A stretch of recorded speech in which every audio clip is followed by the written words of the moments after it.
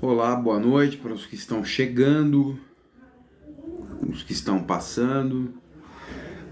Como eu tenho feito os meus vídeos aqui, o meu nome é Sérgio Mendonça, eu sou especialista em dependência química e a gente vai falar hoje um pouco sobre padrões de recaída, né? O que realmente é a dependência química, o que é a recaída, o que é o lapso, o que isso significa dentro do processo, quando que nós podemos falar que uma pessoa recaiu.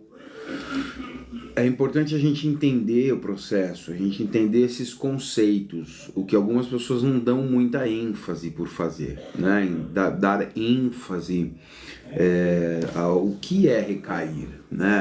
A concepção comum, né? O senso comum entende que a recaída é necessariamente o retorno ao uso de uma substância psicoativa, né?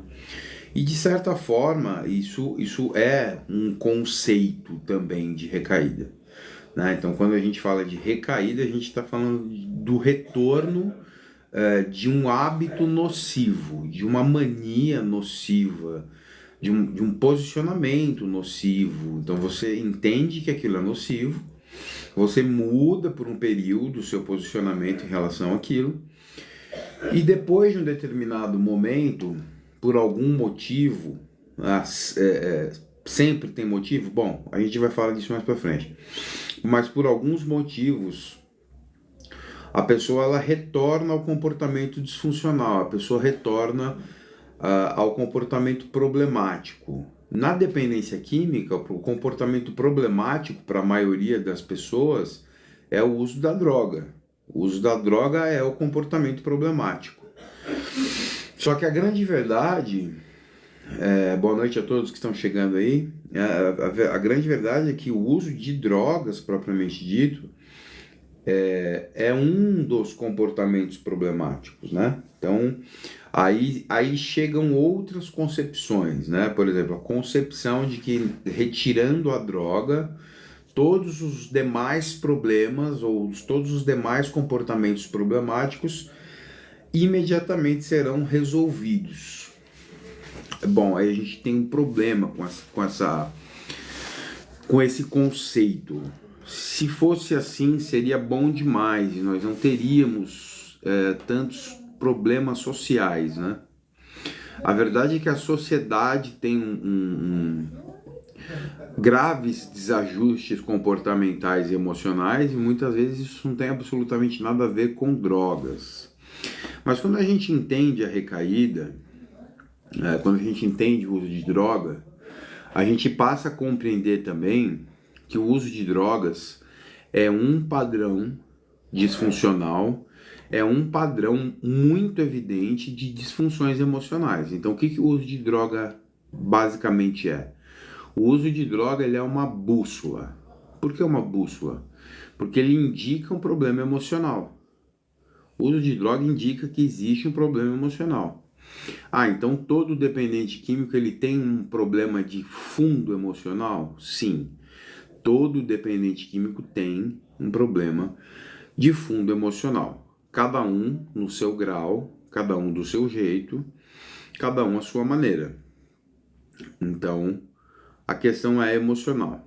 Então, se nós tiramos a droga desse indivíduo e deixamos a parte das emoções desse indivíduo intactas, a grande verdade é que esse indivíduo brevemente retornará para as drogas, porque o uso de drogas é a consequência dos comportamentos disfuncionais.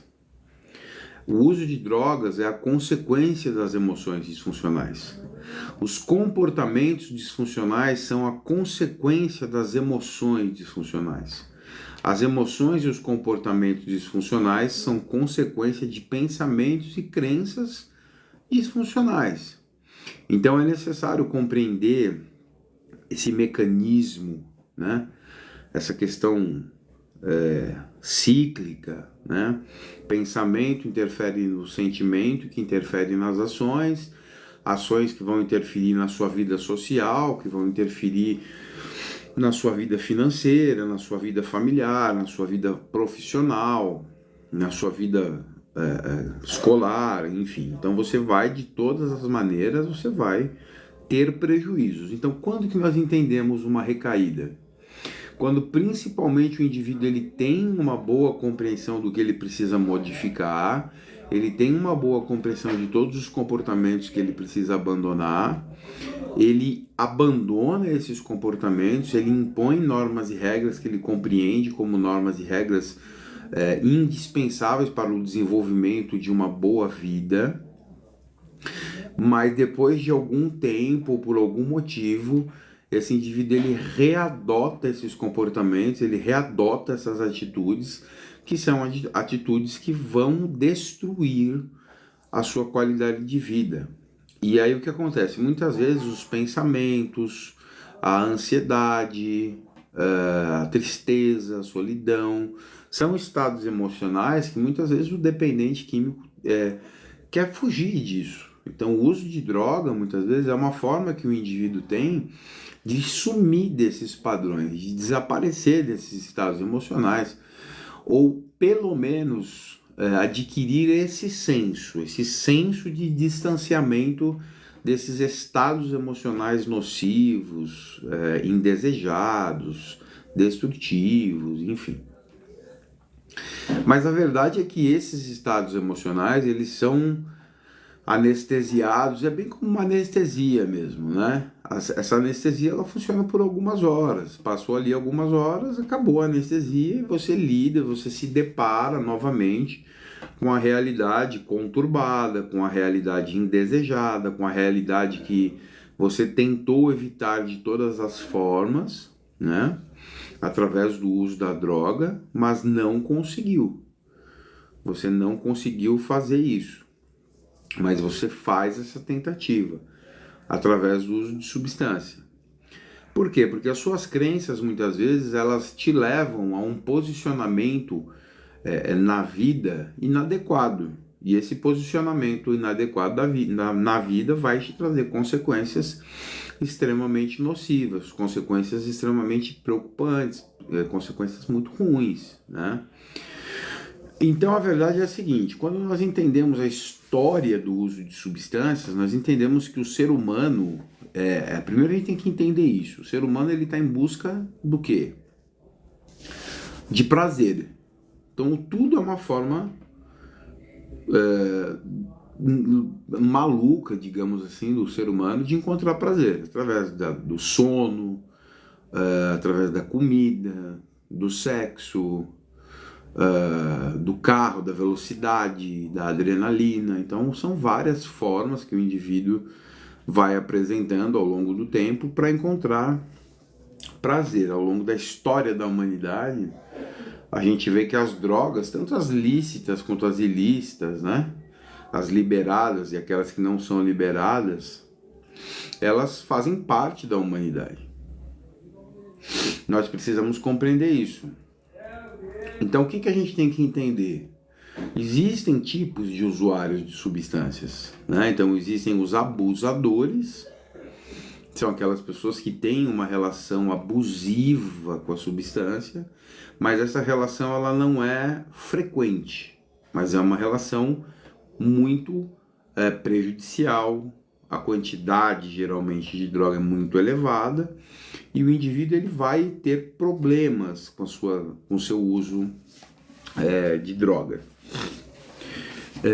Esse uso de drogas, de certa forma,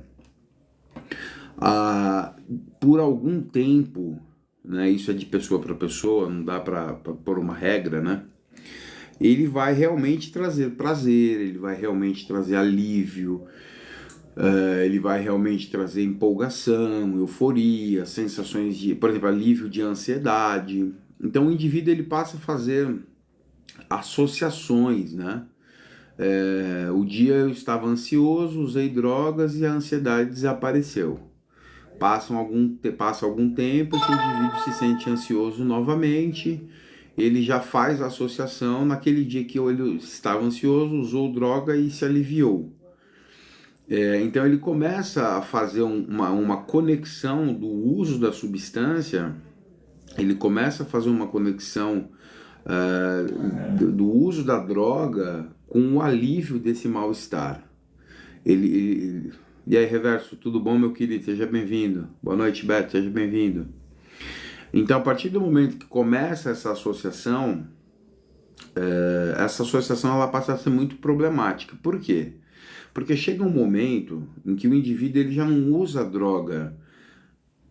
E aí nós temos uma dependência química propriamente dita, porque ele não usa mais a droga para se sentir bem.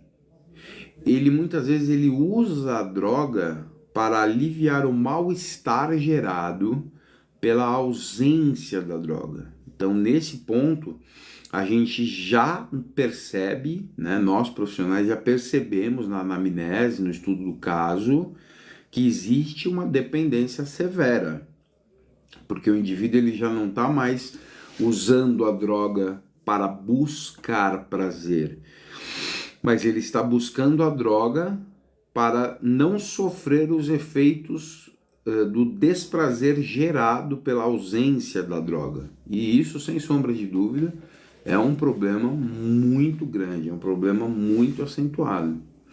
Então nós temos então um problema que é social, um problema que é familiar, um problema que é mental. Então a dependência química ela atinge várias esferas, um problema que também tem a sua vertente espiritual. Existe a espiritualidade dentro da dependência química. Nós estamos falando de uma doença que causa prejuízos na mente, no corpo, nas emoções, nos sentimentos, nas crenças, problemas de estrutura social, familiar, profissional. Doença essa que pode ocasionar danos cardiológicos, danos cognitivos, danos cerebrais propriamente dito. Nós estamos falando de uma doença que, sem dúvida, conforme ela for progredindo, essa doença ela vai trazer danos muitas vezes irreversíveis para o indivíduo. E isso é um problema que eu tenho enfrentado enquanto profissional. Eu sou um profissional da área da dependência química, como se eu fosse um médico intensivista, né? Aquele médico que trabalha dentro da UTI, né? Tudo bom, Ana? Seja bem-vinda. Eu lido frontalmente com os dependentes que estão nos estágios mais avançados. Consequentemente, eu sou muitas vezes o primeiro profissional a me deparar com pacientes em surto psicótico, pacientes com esquizofrenias terríveis, vários tipos e subtipos de esquizofrenia. E muitas vezes a família entra em contato com o profissional e quando a gente, baseado em uma ética, nós temos que mostrar para a família a realidade. Né? Eu não posso chegar... É que nem um médico mesmo. Você chega para o médico chega lá, fala, o cara sofreu um acidente, o paciente faleceu. O médico vai lá e ele avisa, né? Olha, infelizmente ele não resistiu e tal. Aí sempre tem aquele membro que quer pegar o médico pela garganta, quer bater no médico, como se o médico tivesse culpa. E muitas vezes, dentro dessa seara que eu atuo há mais de 20 anos, eu tenho esse papel enquanto profissional que lido com isso frontalmente, diretamente com isso, eu preciso comunicar à família que muitas vezes o caso do paciente é um caso irreversível. É um caso, muitas vezes, de diagnóstico dual, onde duas patologias interagem no indivíduo, Por exemplo, esquizofrenia e dependência química. Uma piora a outra. A dependência química piora a esquizofrenia e a esquizofrenia diminui a possibilidade de recuperação. Porque o senso de um indivíduo com esquizofrenia e dependência química ele é fortemente afetado, né? E quando você fala isso para a família, você mostra, a família quer pegar no seu colarinho, quer te agredir, quer te bater, quer te xingar, quer te matar. Essa é a grande verdade. Porém, nós temos que trabalhar com honestidade, né?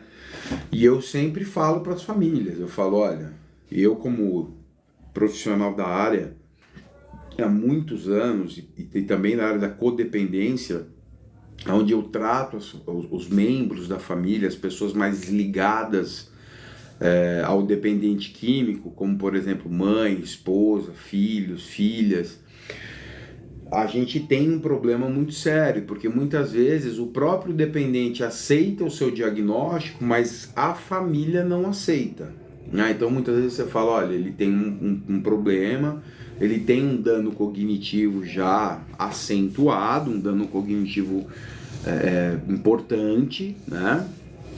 E não vai mais, porque geralmente as famílias perguntam assim, ele tá pronto? Ah, se eu deixar ele internado mais 6 meses, ele vai ficar bom? E eu sou muito sincero, né? Eu sempre brinco até, eu falo, olha, não existe ficar pronto, né? O que fica pronto é bolo, pão, pizza, o que você põe no forno, né? Os pacientes, eles não ficam prontos. A gente faz o que tem que ser feito, a desintoxicação, a conscientização, a psicoeducação, prepara o paciente para a reinserção social, para que a partir daí ele possa viver uma vida feliz e significativa sem a necessidade de drogas, correto?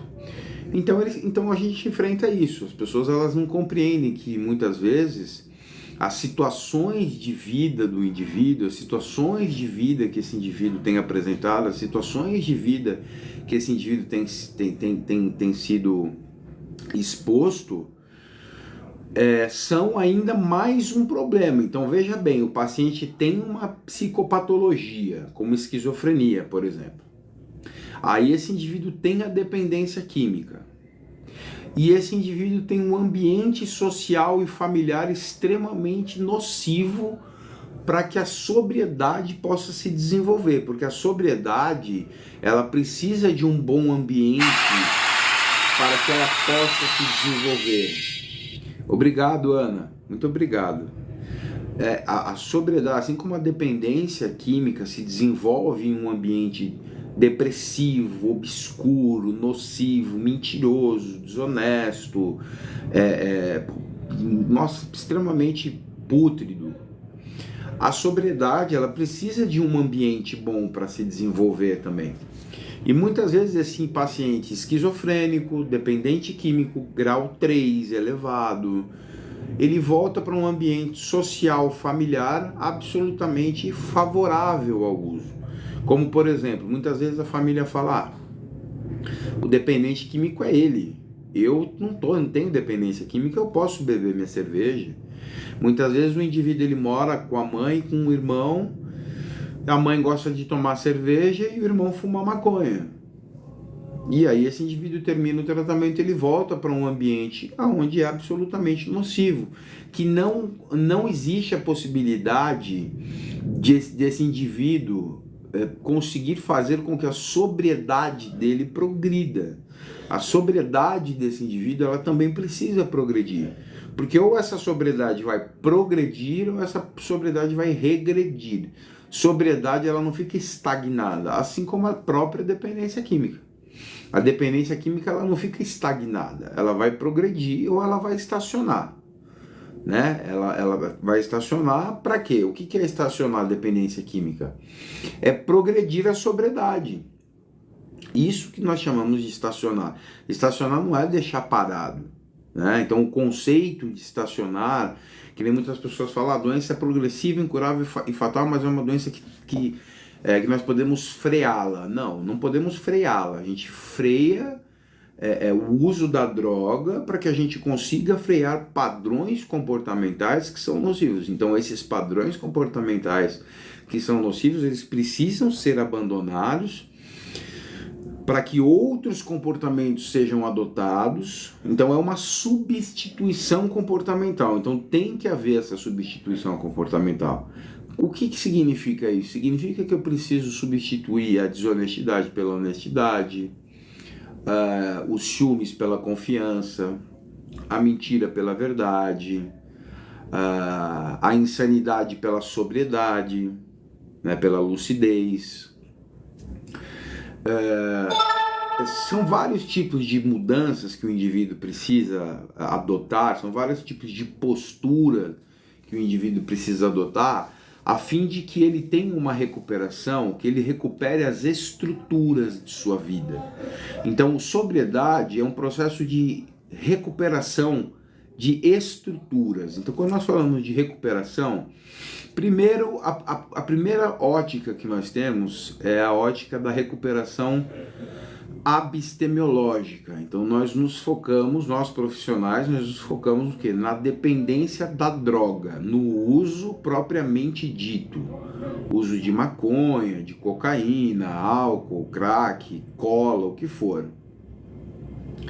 Nós gerenciamos a abstinência, esse indivíduo ele passa com um médico psiquiatra, acontece com esse indivíduo uma abordagem farmacológica, para reestruturação da neuroquímica cerebral, para que as psicoterapias possam começar. Então isso é um processo, e aí tem o gerenciamento da síndrome de abstinência, que pode levar o indivíduo a óbito também, principalmente os alcoolistas. Então nós temos a recuperação abstemiológica. Então nós criamos uma estrutura aqui. Então aqui o indivíduo ele aprende a ficar sem a droga. Só que no momento que ele está se recuperando nessa ótica abstemiológica, a gente precisa entender que esse indivíduo está num ambiente que não tem droga. Então, entre aspas, é fácil, porque não tem a opção da droga. Mas a gente também, dentro do tratamento, dentro da internação, nós temos outras estruturas que nos interessam. Eu falo, nos interessam nós, profissionais sérios, tá? Falaremos então da estrutura de recuperação espiritual. Então a recuperação não só abstemiológica, mas a recuperação espiritual. Esse indivíduo ele volta a se relacionar, inserindo nos seus relacionamentos princípios onde ele trata com prioridade, com respeito, com amor, aquilo que ele tem como importante na vida dele. Então a espiritualidade é a qualidade do relacionamento que você tem com aquilo que é prioritário na tua vida. Então nós mostramos isso, apresentamos vertentes, caminhos que esse indivíduo precisa buscar, quer seja o cristianismo, quer seja o catolicismo romano, quer seja o espiritismo kardecista, enfim, qualquer que seja o caminho que ele acredite que seja bom para ele. Não existe nenhum modelo de recuperação que nós possamos excluir ou dizer que não funciona, porque sempre na história, na literatura, quando nós estudamos os modelos de tratamento no mundo, todos os modelos tiveram eficácia para determinados grupos de pessoas. Por exemplo, o modelo psicanalítico, o modelo cognitivo e comportamental, o modelo religioso, o modelo moral, enfim. As motivações dos indivíduos, o modelo terapêutico, cognitivo terapêutico. Então existem várias formas que os indivíduos eles se desenvolvem.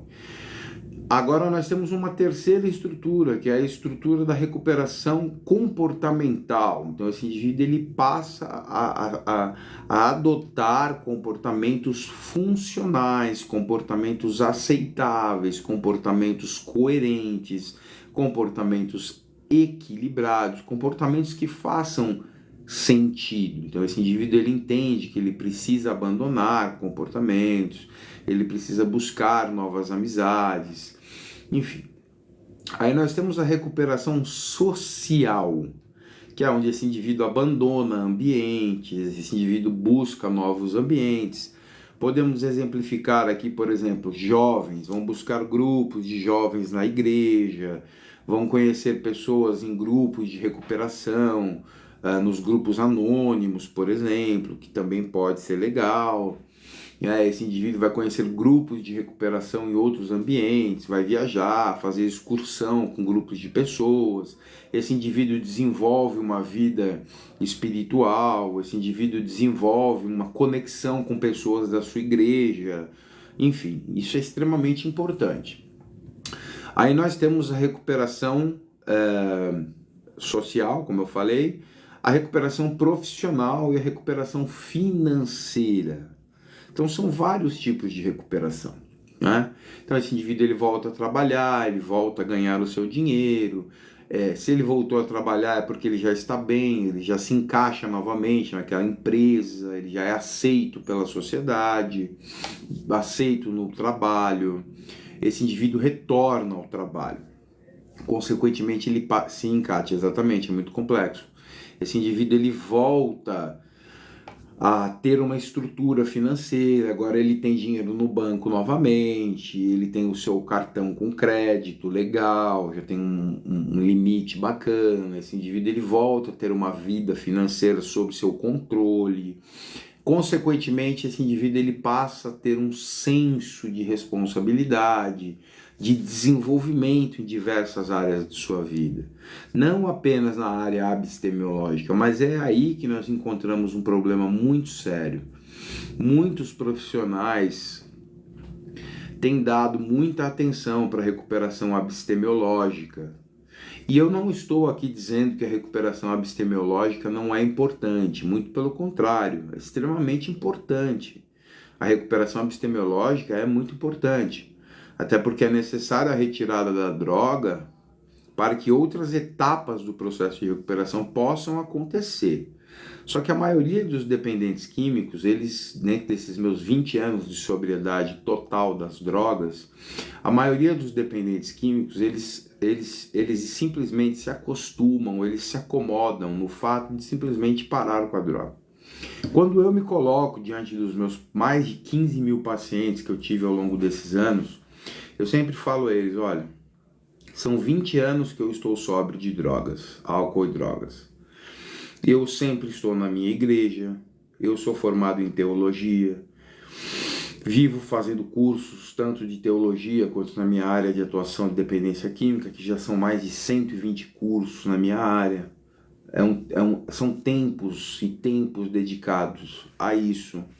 Então é muito importante que a gente tenha a percepção do fato de que quando nós falamos de recuperação, de desenvolvimento abstemiológico, a abstinência da substância ou a abstenção total da substância é um critério necessário para que outras etapas possam acontecer. Então, por exemplo, enquanto eu estiver me drogando, eu não vou ser honesto. Enquanto eu estiver me drogando, eu não vou ter uma boa espiritualidade. Enquanto eu estiver me drogando, eu não vou conseguir trabalhar com a verdade. Enquanto eu estiver me drogando, eu não vou conseguir ser um bom pai, um bom filho, um bom marido, um bom profissional. Enquanto eu estiver me drogando, eu não vou conseguir ser humilde, eu não vou conseguir ter responsabilidade, eu não vou conseguir ter amor próprio, autoestima, zelo pelos meus amores, pelas pessoas que eu amo, pelos meus filhos, pela minha esposa, pelos meus irmãos, porque a droga ela não permite isso. Consequentemente, você adota uma postura gelada, você adota uma postura fria, você adota uma postura absolutamente esdrúxula. Quando você para com a droga, essa postura permanece. Quando você para com as drogas, essa postura permanece. Então a abordagem focada na abstemiologia, só na abstemiologia, tá errada. Eu sempre falo isso, eu tenho alguns profissionais que eu me desentendo, inclusive, por quê? Porque colocam muita ênfase na droga, e assim, não usar drogas é consequência de uma vida valiosa. E voltar a usar drogas é a ausência de uma vida valiosa e a falta de compreensão de que simplesmente tirar a droga da sua vida não torna a sua vida valiosa. Muito pelo contrário, você viver uma vida sem drogas e sem valores, sem moral, sem dignidade, sem princípios, sem ética, é pior do que você estar usando droga. Então, se for para você viver uma vida sem drogas e sem moral, sem princípio, sem valores, que você continue nas drogas. Porque pelo menos você vai ter você vai ter uma fonte de prazer. Você vai estar tendo, você estará sentindo prazer em alguma coisa. Agora, uma vida sem drogas, você já está sem a droga, você vai ter esse desprazer. Inicialmente é desprazeroso ficar sem droga? Sim, é. Em seguida, você vai ter o desprazer de não estar vendo a sua vida se desenvolver. Você não estará vendo a sua vida valiosa. E eu, como profissional, eu tenho 40 anos de idade, eu atendo dependência química há 20. Eu faço tudo para que os meus pacientes olhem para a sua sobriedade e quando vier a vontade de usar, porque qualquer pessoa que falar para você que depois de tantos anos sem droga não sente mais vontade é mentira. Sente vontade, eu sinto vontade até hoje, eu estou há 20 anos absolutamente limpo. Você tem que olhar para a tua vida e falar, peraí, eu estou há 20 anos limpo e eu construí muitas coisas, desde um carro comprado até a sua reputação, para que quando você sentir vontade de usar uma substância, você sabendo já o que vai acontecer após isso, você vai falar simplesmente para você assim, eu tenho muito o que perder se eu escolher a droga. E a partir do momento que você constrói uma vida em sobriedade, e você olha para tudo que você construiu, e você fala, eu não posso usar substância, porque se o uso de substância há 20 anos atrás me tirou tudo que me tirou, quando eu tinha lá dos 14 aos 20 anos de idade, aos 19, 20, imagina hoje. Então, a droga que me destruiu há 20 anos atrás, que acabou, que me fez perder quase tudo da minha vida, menos a minha vida, hoje ela vai fazer diferente? Não, ela vai agir da mesma forma, ela vai me humilhar, ela vai me rebaixar, ela vai me abandonar, vai me jogar na solidão, vai me jogar na humilhação. Boa noite, Rafael, seja bem-vindo. Vai me jogar no rebaixamento, vai me jogar no abandono. Então a doença que me assolou há 20 anos atrás vai me assolar hoje se eu acionar essa doença. Se eu ativar a minha doença, eu vou ser destruído do mesmo jeito. Isso não tem negociação. Não tem negociação para isso. Então qual é a solução, entre aspas, né? Inicialmente, primeiro você tem que se abster completamente da droga, não tem outro remédio aí. O que eu preciso fazer? Me abster completamente da substância química. Depois que eu me abstenho completamente da substância química, eu tenho que entender que a abstenção total da droga é nada mais, nada menos um pequeno apoio que eu tenho para que eu consiga usar isso como uma catapulta, como um trampolim para eu começar a me desenvolver em outras áreas da minha vida, como a espiritualidade, os relacionamentos afetivos, um bom contato com a minha esposa, um bom relacionamento com os meus filhos, uma boa responsabilidade no meu trabalho, responsabilidade com o meu dinheiro, buscar os meus sonhos, desenvolver ambições, ter uma boa conduta diante das pessoas.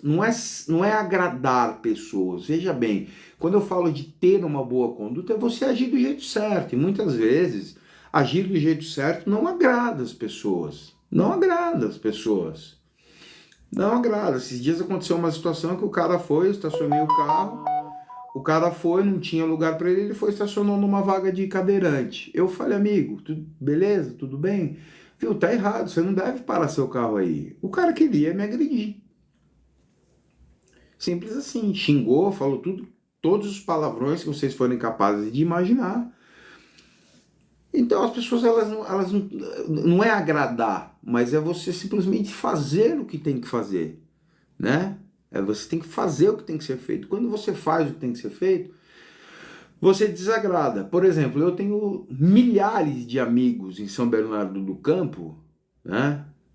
Que há 20 anos atrás, quando eu usava drogas ainda, eram meus amigos. Hoje, com 20 anos limpo, eu não tenho mais amizade com esses rapazes. E são pessoas ruins? Não, são pessoas incríveis. Mas não cabem na minha vida. Mas não faz sentido eu, um cara sóbrio, um especialista em dependência química, um cara que dedico a minha vida para a sobriedade, passo a minha vida estudando, dedico a minha vida tanto à dependência química quanto à teologia. Não faz sentido eu sair para jantar com um amigo que vai querer fumar um baseado antes de entrar no rodízio de carne. Vamos ver aqui algumas mensagens do pessoal. Ótima noite, Marcelinho, obrigado. Menos de 48 horas em abstinência, sinto muita dor de cabeça, sinto que é a falta de dopamina. Não tem nada a ver com isso aí, tá? Não tem nada a ver com dopamina, não. É abstinência mesmo. É síndrome de abstinência aguda, que você tá normal e passa rápido. Aguenta aí que passa. Isso aí são de 3 a 7 dias, isso passa. Dia 24/9 agora faz um ano limpo. Melhor escolha, sem dúvida. Vão ter momentos ruins em que você vai precisar encontrar motivações, mas vale a pena, isso eu garanto para você.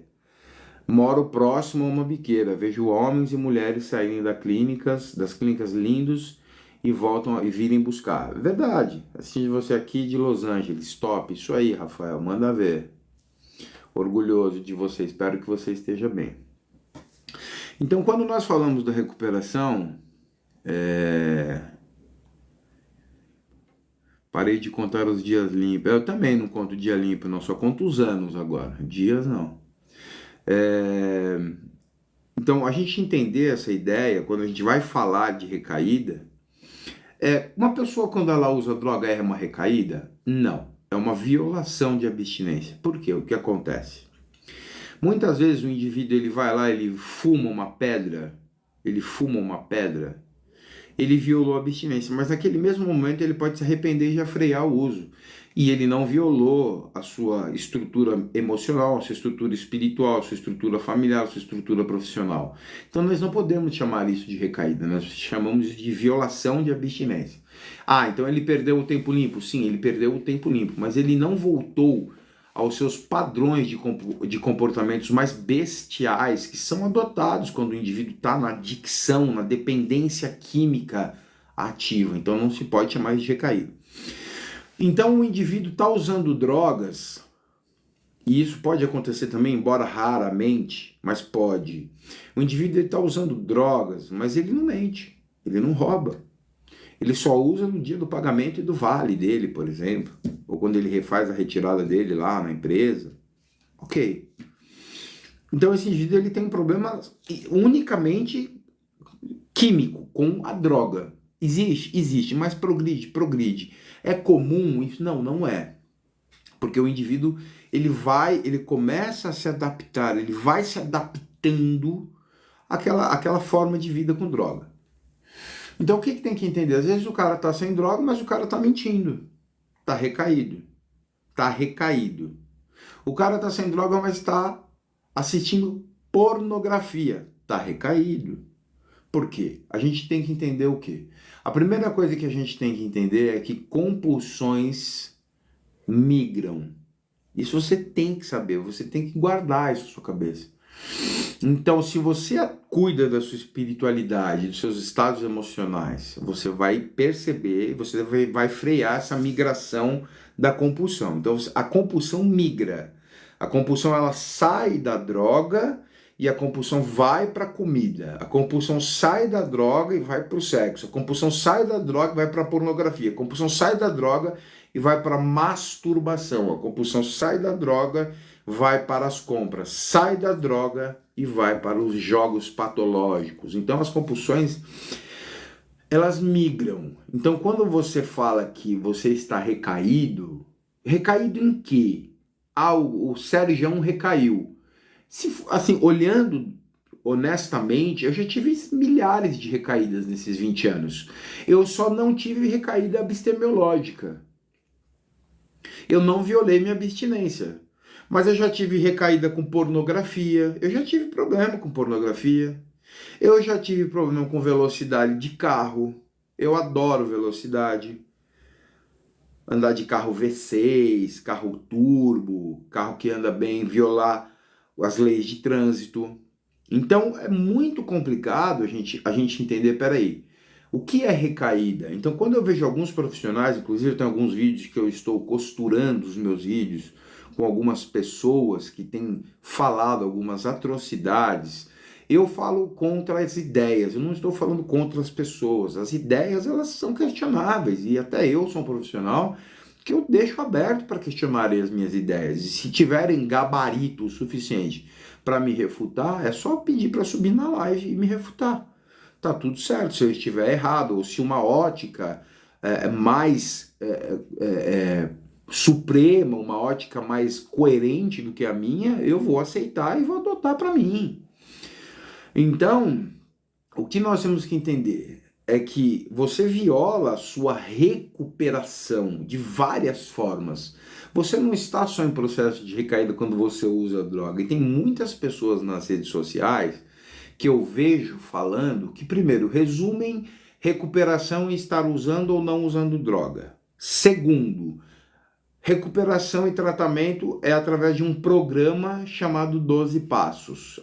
Os 12 passos, como se o único tratamento eficaz para a dependência química fossem os 12 passos. Isso é uma bestialidade.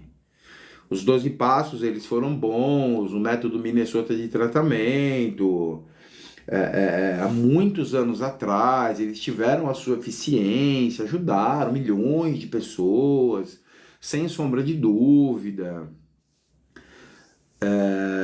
Só que hoje nós estamos numa outra fase da nossa vida, nós estamos num outro momento da dependência química. Aí as pessoas falam, a doença muda? Muda. Muda por quê? Porque as gerações mudam, as drogas mudam. Hoje você não vai de forma alguma abordar um indivíduo, por exemplo, eu tenho pacientes hoje, agora, na clínica, que são médicos. Você não vai abordar um cara desse falando para ele o primeiro passo do NA, admitimos que éramos impotentes perante a nossa dicção e que tínhamos perdido o domínio sobre as nossas vidas. E pedir para ele ler o texto e fazer um resumo. Grafoterapia. Isso era utilizado e foi eficiente naquele momento. Em 1970, 1980, até 1990, 95, até os anos 2000 talvez. Mas hoje nós estamos num momento que nós temos a entrevista motivacional, nós temos o plano de prevenção de recaída, que hoje nós chamamos de treinamento de habilidades e enfrentamento de situações de alto risco, a terapia cognitivo-comportamental, nós temos a brilhante psicanálise de Freud. Então a gente não pode simplesmente olhar e entender que nós tratamos dependência química com 12 passos, não podemos. Primeiro, os critérios utilizados em 12 passos, como honestidade, fé, mente aberta, boa vontade, responsabilidade, maturidade, aceitação, rendição, compromisso, amor, autorrespeito, autoestima, isso não é critério para recuperar um dependente de droga. Isso é critério para que uma pessoa tenha uma vida com valores, ou seja, não é um dependente químico que precisa utilizar estes princípios, não, mas sim todos os seres humanos que almejam uma vida digna, decente, eficaz e produtiva, precisam adotar esses padrões para que realmente consigam crescer em todas as áreas de sua vida. Isso não é patenteado por grupo de narcóticos anônimos. Então nós estamos num momento que a gente tem que entender isso. A própria literatura dos 12 Passos fala assim, tem um capítulo que eu gosto muito das literaturas, inclusive, mas ela fala assim, recaída pode ser um estado que nos leva a uma completa liberdade. Então quando nós entendemos a recaída, nós temos que entender que não se resume a droga. Ah, o cara recaiu. Recaiu em quê, meu amigo? Pelo amor de Deus, me fala em quê? Ah, ele recaiu na droga. Não, ele recaiu na pornografia. Não, ele recaiu na mentira. Não, ele recaiu na desonestidade. Não, ele recaiu na manipulação. Não, ele recaiu no engano. Não, ele recaiu na deslealdade. Porque, assim, o dependente químico, eu estou falando de dependência química, né? O dependente químico é desleal, por natureza. E na recuperação, o que esse indivíduo tem que fazer? Buscar a lealdade. Então, o que é uma restauração pessoal na dependência química? É você buscar praticar tudo aquilo que as drogas te impediam de fazer. A droga te impede de ser leal. Não é que você é desleal. A droga te coloca como... faz você agir de forma desleal. Você não é mentiroso, mas a droga te leva a mentir.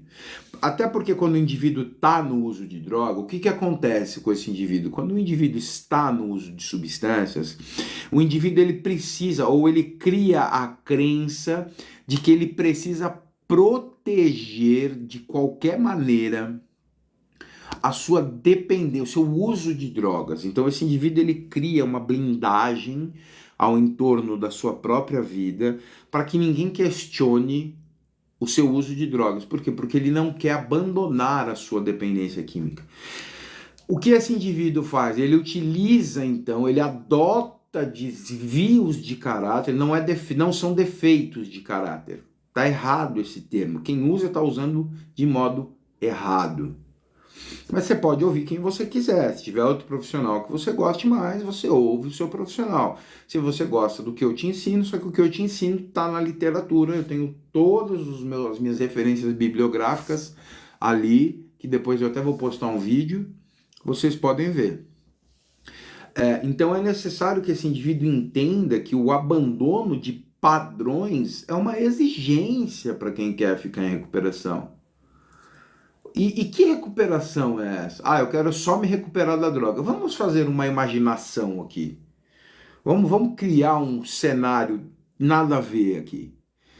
Legal, Ramon, tamo junto, seja bem-vindo. Imagina que você só parou de usar droga. Só tirou a droga da tua vida. Você continua mentindo, roubando? Não vira. Então, voltando ao que eu estava falando, o que o indivíduo ele faz? Ele cria mecanismos de defesa, ele pega os desvios de caráter e ele utiliza esses desvios de caráter como mecanismos de defesa, tanto para se defender do reconhecimento da sua realidade, de que as drogas se tornaram um problema muito grande, quanto para defender a sua dependência química. A arrogância são eles, os mecanismos de defesa do ego. Negação, substituição, culpabilização, terceirização de sentimentos e emoções, manipulação, projeção, minimização, vitimização. Então são vários padrões que os indivíduos utilizam que fazem ele proteger sua dependência. Da hora, né? 11 meses limpo, meu terapeuta. Você tem anjos minha referência. Ô, meu amado, Deus te abençoe. Tamo junto. Tamo junto. Então esse indivíduo ele utiliza vários padrões de comportamento para proteger a sua dependência química. E aí a gente encontra um grande problema. Que problema, Sérgio? O problema é que quando o indivíduo vem para a unidade de tratamento, esse indivíduo ele traz esses defeitos, esses desvios de caráter, perdão. O que é um desvio? Qual a diferença de um desvio de caráter para um defeito de caráter? Algumas vertentes terapêuticas vão falar de defeitos de caráter. Por exemplo, defeito é algo que você tem e que faz parte da constituição da sua personalidade. Por exemplo, perfeccionismo. Beleza, um defeito. Preguiça, né? Beleza, é um defeito. Faz parte da sua personalidade. Você tem uma introspecção, você é introspectivo. Isso faz parte da sua da constituição do seu caráter. Ok, tudo bem. O que é um desvio? Um desvio de caráter é quando você adota um padrão, como a manipulação, a mentira, a desonestidade, o roubo, para você conseguir encaixar um desvalor na tua vida. Então eu não tenho como ficar num ambiente drogativo, eu não tenho como ficar num ambiente de droga, num ambiente de prostituição, num ambiente onde só tem mentira e eu querer chegar lá com honestidade. Não, até porque um dependente químico na dependência ativa, ele tem que sobreviver. Então, um dependente que está usando substâncias químicas, ele está em ambientes inadequados, com pessoas inadequadas, pessoas que irão o tempo todo tentar enganá-lo, tentar tirar dele, tirar vantagens dele, causar prejuízos para ele. Então, para que ele se proteja desses prejuízos, o que ele faz? Ele adota padrões para se defender disso. Então, a dependência de substâncias e as recaídas, por exemplo, biologicamente, nós falamos de alterações neuropsicológicas, por exemplo, a alteração da dopamina, da noradrenalina, do cortisol, da serotonina. As alterações psicológicas, por exemplo, elas são relacionadas à autoestima, complexo de inferioridade, falta de amor próprio, autoaversão, problemas com a autoimagem, falta de autoaceitação com o seu corpo, ou você é um pouco gordinho que nem eu, ou você não tem aceitação porque você é muito alto, muito baixo, narigudo, ou dentuço, ou isso ou aquilo, não importa.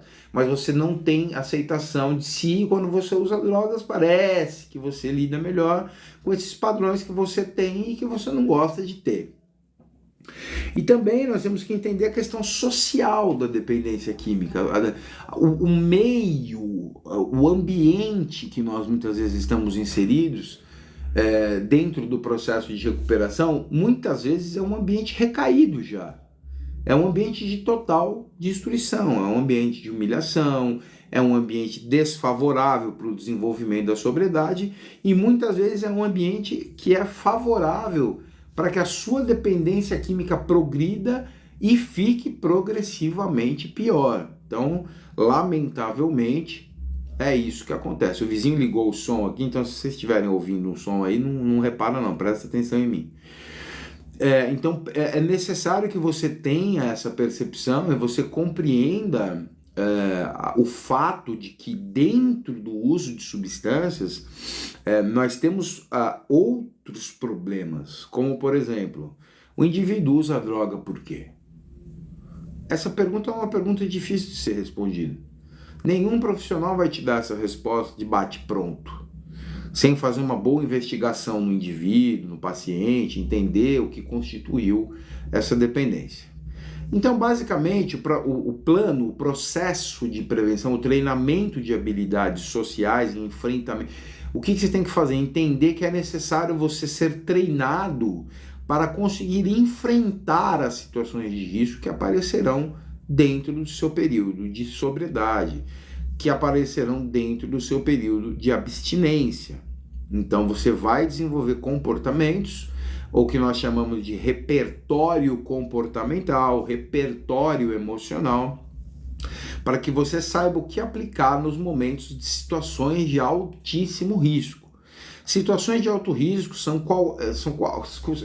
significa qualquer tipo de coisa, pode ser ambiente, pode ser pessoa, pode ser uma música, um sentimento, uma atitude de um familiar, a desconfiança, por exemplo, pode ser uma situação de risco para você, mas não uma situação de risco para ir usar drogas.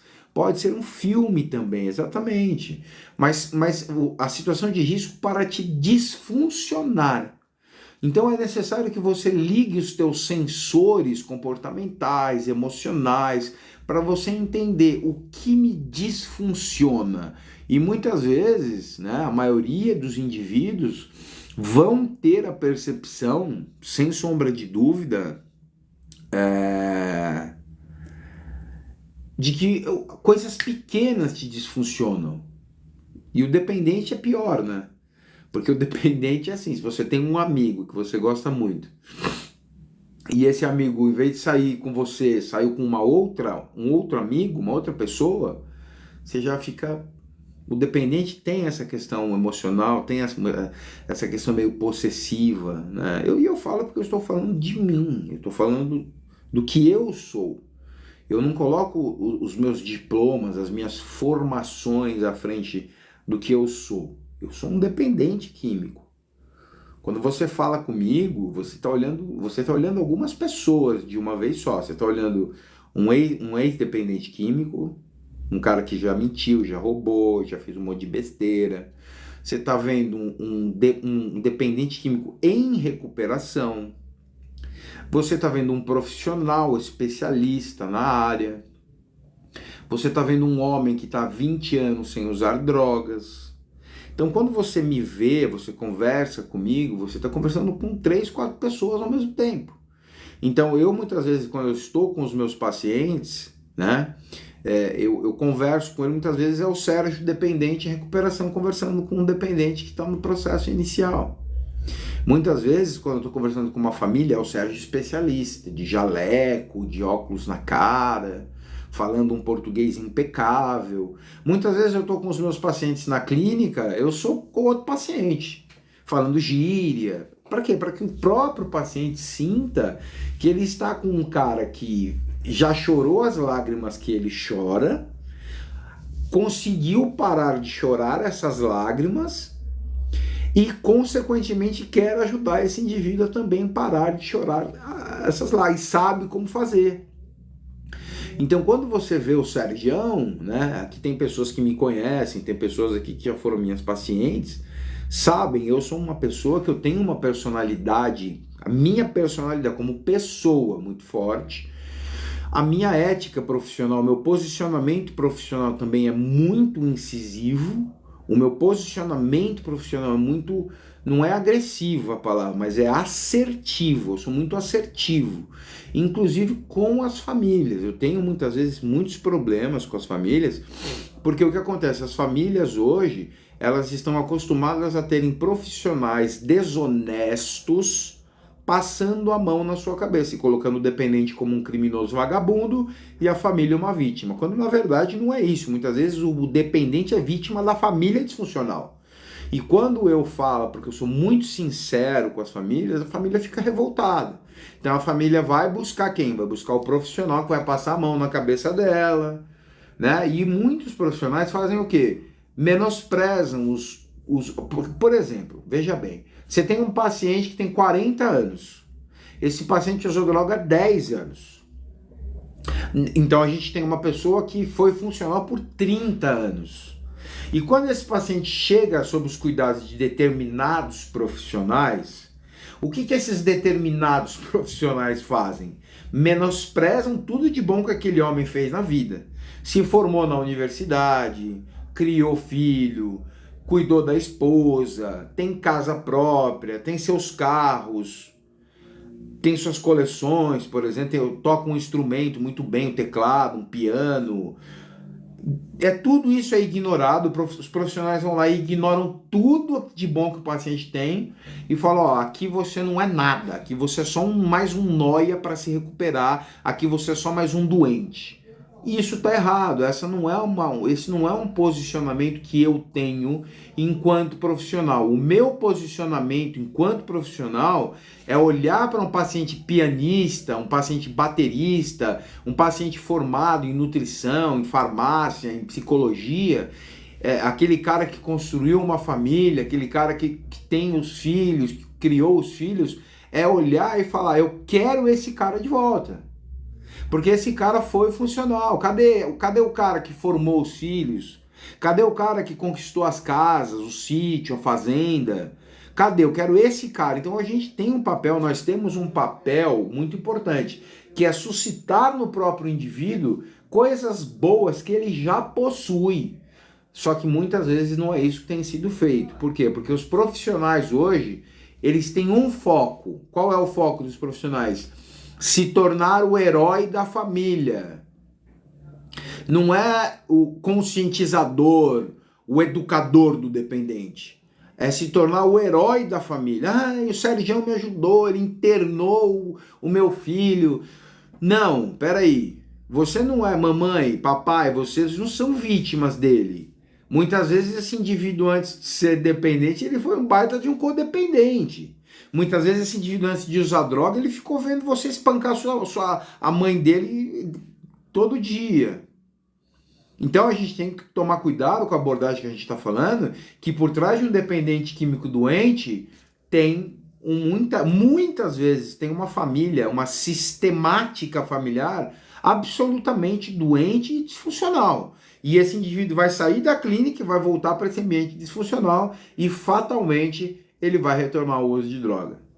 Ok, pessoal? Eu deixo um beijo no coração de todos. Eu vou encerrar a live agora. Que Deus abençoe vocês, quem esteve aqui comigo. Que Deus abençoe.